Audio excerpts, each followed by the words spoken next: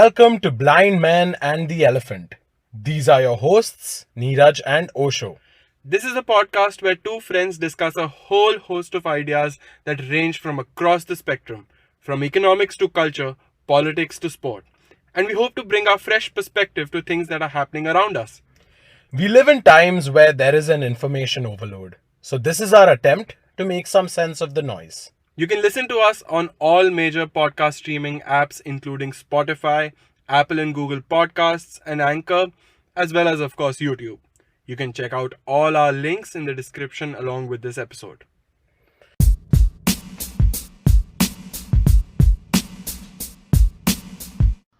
Welcome, everyone, to episode 9. We have a very special guest for you today. We have Tanisha Rao, who is my old friend from college. Again, not an old person, just a friend I've known for a while. We actually got to know each other in a very interesting way. We were a part of the same cast in this play in college, and it was a very fantastic experience in my final year of college. We're gonna have some very interesting conversations with Tanisha and her work. I'm just gonna pass it on to Tanisha. Tanisha, why don't you say hi to all our listeners? I like how you feel the need to clarify the age thing as though you're just reminding people that you're not old. Yeah, so Neeraj and I were in college together. I was studying zoology at the time and was planning to work in wildlife conservation, and I had also come out as bisexual in college. So the dream was pretty clear to just work in conservation and not be too bothered by my queer identity because everyone in college had been very accepting of it. And then I stepped out of the college bubble and realized that the real world doesn't necessarily work like that. I moved out of living in Bombay and I was working in Chennai and working in Goa briefly. And despite being surrounded by varying groups of people from academic backgrounds or just local communities in those cities, I felt very isolated. And that sort of got me interested in moving away from traditional sciences and closer towards social behavior. Through all this isolation, when I finally found myself hitting burnout and having a bit of a breakdown and eventually having to start therapy, I also realized that there was a lot I needed to process about my queer identity, and it wasn't just something I could pack into a little box and not look at for long periods of time. So, going to therapy made me realize that I was a queer person with primarily straight friends. I was a Bahujan person with primarily upper caste friends. And in living a life where most people's lived experiences were so different from mine, I didn't really have a reference point for what happiness and success looked like for people like me. And all of these feelings then led to an existential crisis, which I like to call Sangya Project on social media right now. So that's how I went from being a wildlife conservation person to realizing that I have some traumas and anxiety to unpack. And that then led me to being a sex educator today. Wow. Tanisha, thanks so much for sharing all of that. I think that's a lot of multiple things to unpack, and I hope we'll be able to explore some of these more in detail throughout the episode. I would just point towards like the beginning, right? Like with zoology, you did mention that it made you feel a bit disconnected, and then you moved towards studying human behavior and that kind of thing. So I know you touched upon what drove you to it, but is there something in particular about, thinking about human behavior and thinking about these concepts that really made you think that no, I need that career switch and that kind of thing? Because amongst most of my friends, I think I would definitely say you're one of the bravest in the sense that like you were actually able to, get up and say that, look, this is something that I did study for a while. I did try to do it, but then this doesn't work for me anymore, and I really need to switch lines. And you've done so well at that. So I would really like to unpack some of those things if you don't mind. Sure, I actually really like that question. So, I think the issue with working in zoology, one was realizing that one of the clearest paths that I could see towards doing well in that career choice, right, was to go the traditional academic route. which meant that, well, the bar kept changing for what the definition of an academic really is. Because when I was in school, I knew people in wildlife conservation who had just done their bachelor's.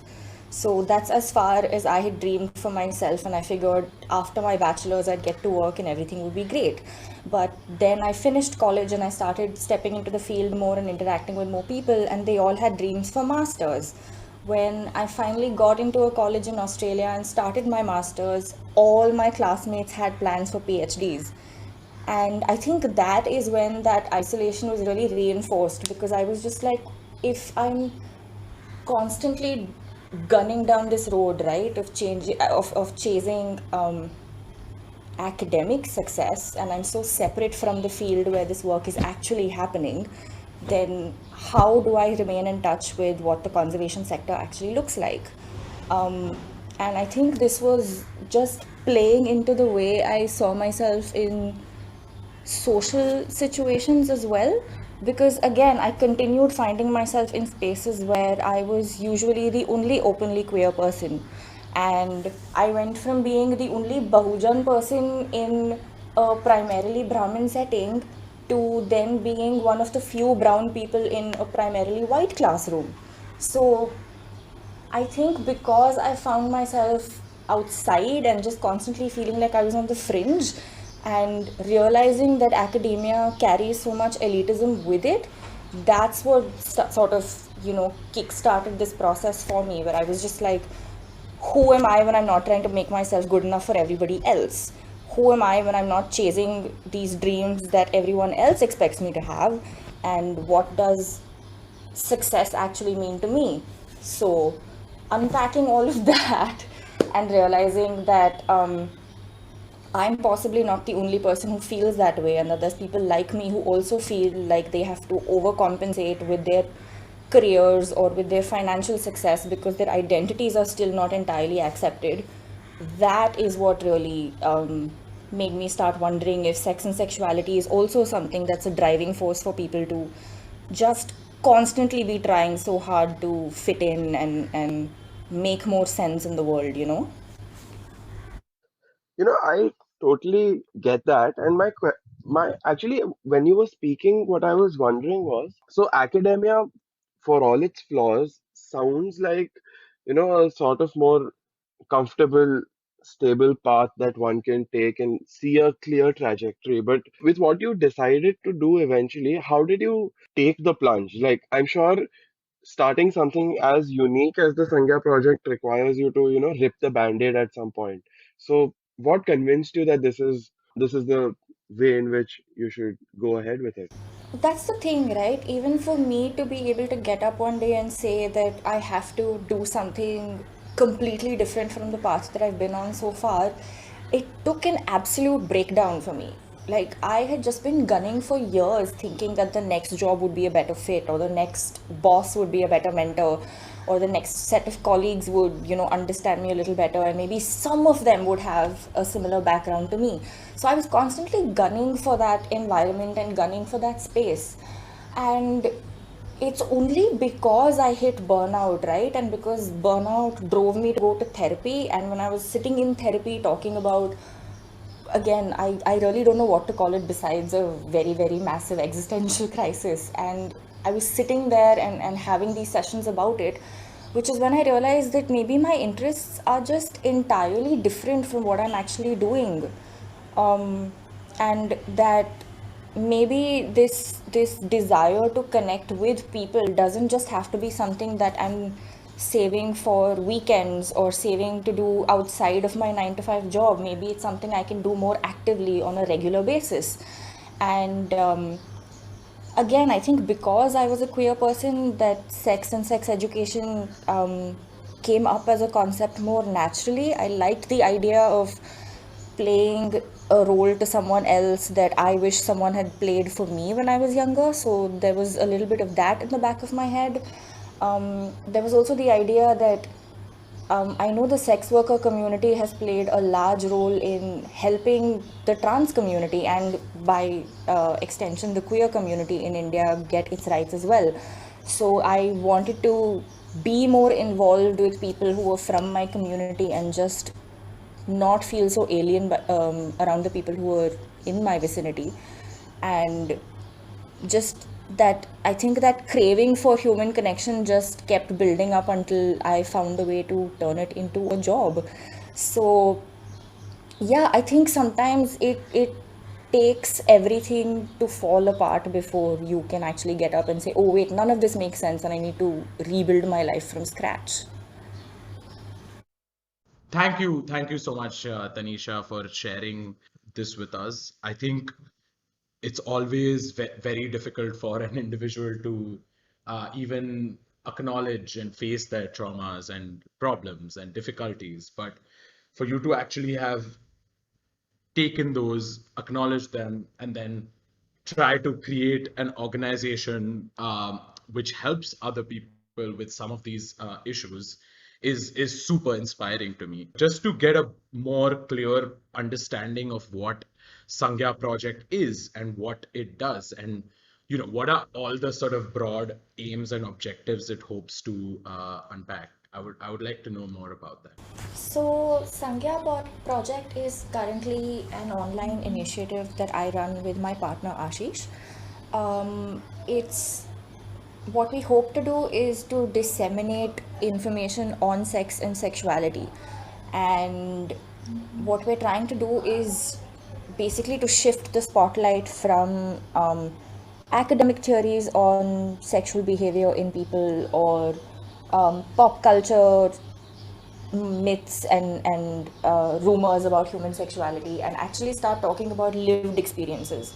So one of our main objectives is to basically tackle the shame and guilt that so many of us feel around the subject of desire to begin with, and to just remind people that irrespective of what's really happening with the world, or what's happening with the country, or what's happening in academic theory and how we start to discuss human behavior right now or social behavior right now, that our bodies are still just ours, and that we have that sense of autonomy over it, and that only we get to decide what we do with it and how we use our bodies. So I think the larger theme here is autonomy and agency, but we're trying to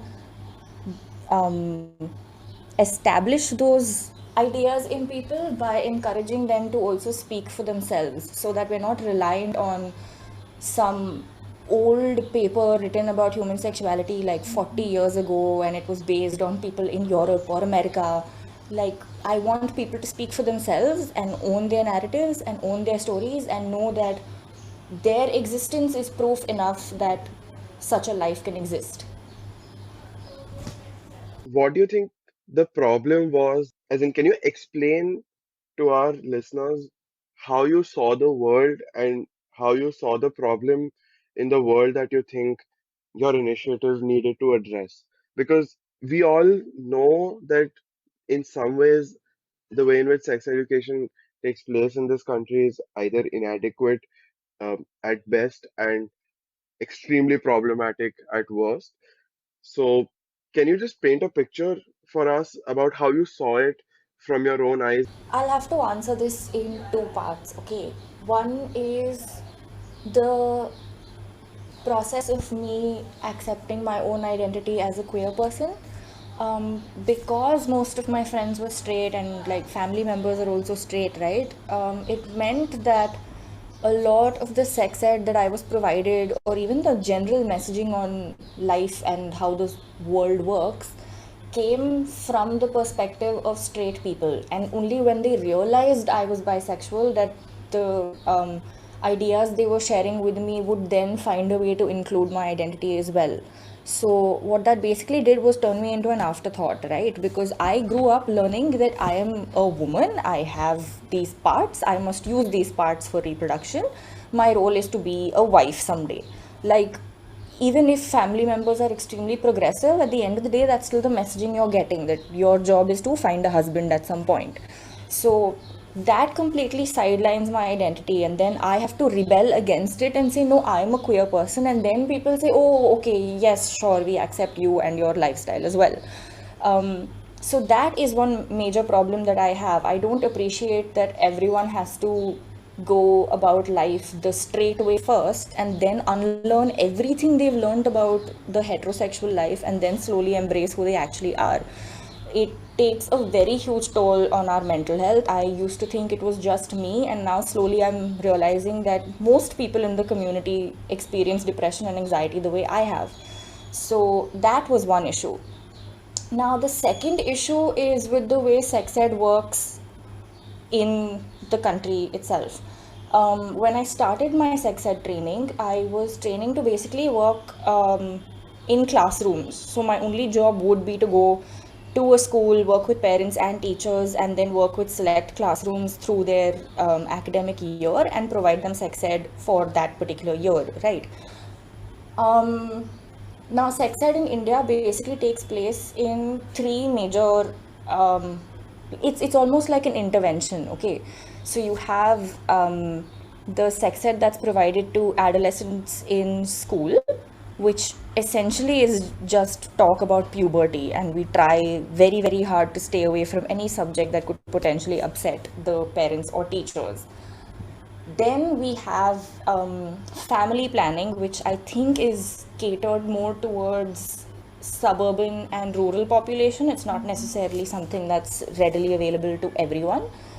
And finally, you have HIV and AIDS prevention.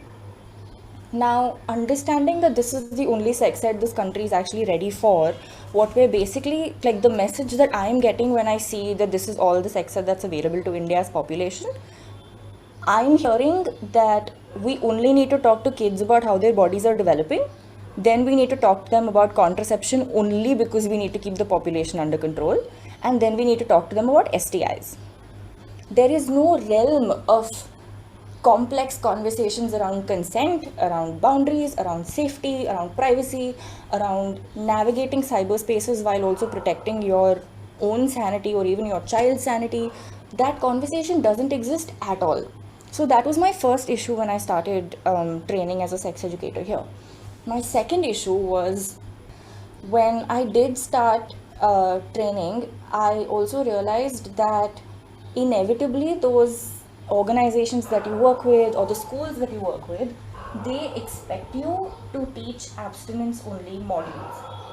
And the reason being that if you push for more liberal narratives or for conversations that go beyond abstinence for young students in school, their parents will push back, or the principal will ask you to take your program elsewhere and will not involve you at all. So, in the hope of maintaining peace with your multiple stakeholders, you're expected to tone it down and only preach abstinence, which again, I as a like, it was very hypocritical for me to walk up to a bunch of students and say, hey, this is how you go about life and this is how you maintain safety. I don't personally believe that abstinence is the safest option. I think it's the most restrictive option. So that was another issue I experienced when I was undergoing this training. And like I mentioned earlier, right, where I said that queer identities are still an afterthought, a lot of sex ed modules in India still operate like that. The language is still catered towards the assumption that the students we work with are straight. Only if a student is to come up to us and show signs of having a queer identity or being curious about queer identities, only then will we expected to show inclusivity in our language or in our modules. And I just could not get down with that. So that is some of the many issues with sex ed in India right now. But I want actually when you were speaking, I wanted to know, have you tried to push the envelope with some schools? Um, and what's the response been like? Are all of them universally like this, or do you think there are have you come across some exceptions where some principals or some teachers are like, maybe this is not a bad thing to talk about because kids need to hear this? I have to raise another issue that came up when I was doing sex ed training. Um, I couldn't physically make it to the classrooms to actually provide the sex ed and see how the teachers and parents take it either. One of those reasons being, during the modules, we had a couple of lawyers and people who work with the children who are at risk, right? And they would talk to us about cases they see of children surviving abuse and children just dealing with a lot of trauma at home. Um, Now, my role as a sex educator in these schools would be to direct the child to a counselor if they were to admit to me that they were experiencing trauma at home, or to guide them to an NGO that would help them fill the right paperwork and then provide them with mental health support. And that is where my role would end.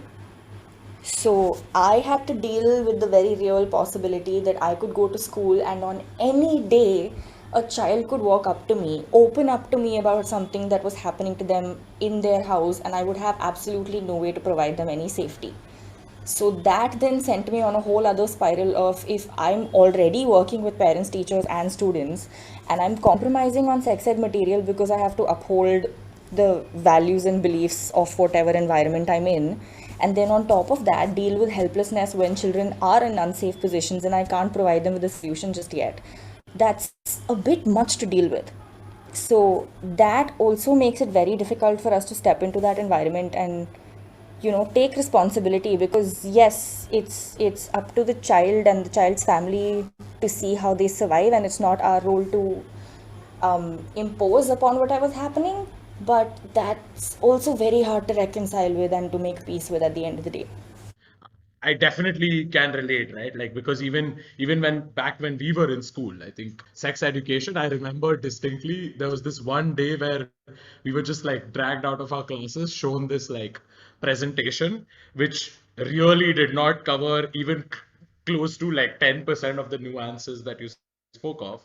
And then literally, like, I still remember that there was a kid who was asking questions, and then the way that kid was perceived by the professors, etc., was that, hey, you're just trying to create nuisance, don't ask these questions. Like, that kid was basically punished, right? And this is also more for our international listeners who may not know how things work in India necessarily.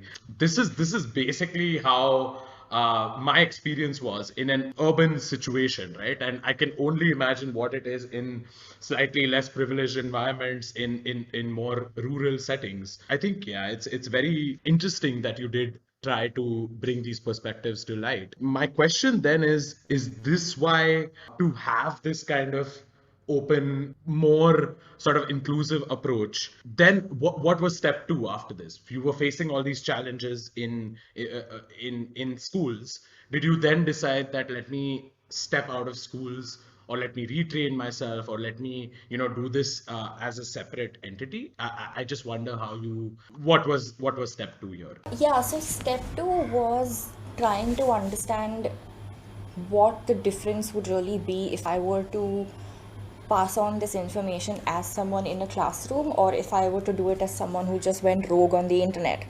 And something I found very interesting was this concept of parachute activism, which is essentially talking about how activists can parachute into a community, any community, and do whatever work they believe in. In this case, it would be me talking about sex ed to a community that's completely alien to me, and I don't have any idea of what their belief systems and values are actually like. And I introduce them to my understanding of, say, homosexuality or BDSM or kink friendly sexual practices, etc. I introduce them to those concepts, and then I get to parachute out of the community and face no consequences for myself. But the community is left to itself and has to, process the information I've just left with them. And that, I think, is another huge issue with the way sex ed is conducted in India, because we have people from outside the community who are primarily targeting public and government schools. You're introducing them to your understanding of these concepts and not showing them examples of how these concepts already exist in their community, and then you leave.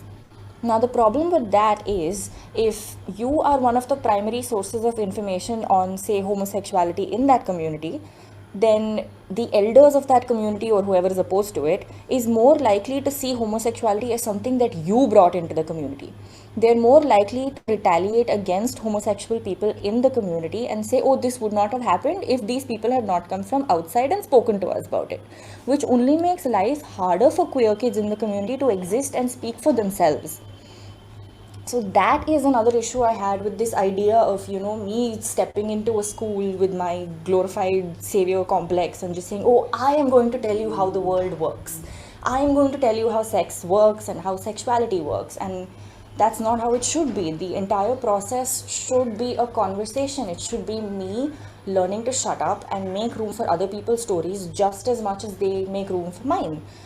And that is what started pushing me more and more towards just starting my own thing online, because that way I don't have to deal with potential censorship from parents or teachers. Kids are using the internet anyway. My only hope is that if they do get curious and they do feel the need to look up something, they may be redirected towards my page before they are redirected towards a porn site. So that is what I'm currently working on, and that is why I think working online has been more of like an ethical and something that I could make be more at peace with than visiting a school and condescending to them about sex and sexuality. But I wanted to know, when you go to school or when you deal with schools, I'm guessing you have like a module, and you say, okay, you have to cover A, B, C, D things. But here, when you're on the internet and you're sort of entirely on your own, how are you how are you prioritizing the message that you're putting out, and how are you then deciding that this is something which is less important, this is something which is more important, all of those things. So that's definitely a good question too, because I think that is something that I occasionally struggle with.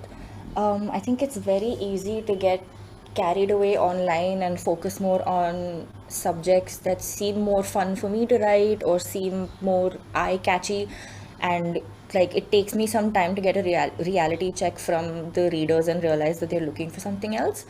But I think the best way to go about it, and what I'm trying to do as well, is to make sure that the readers feel like they can constantly provide me with feedback.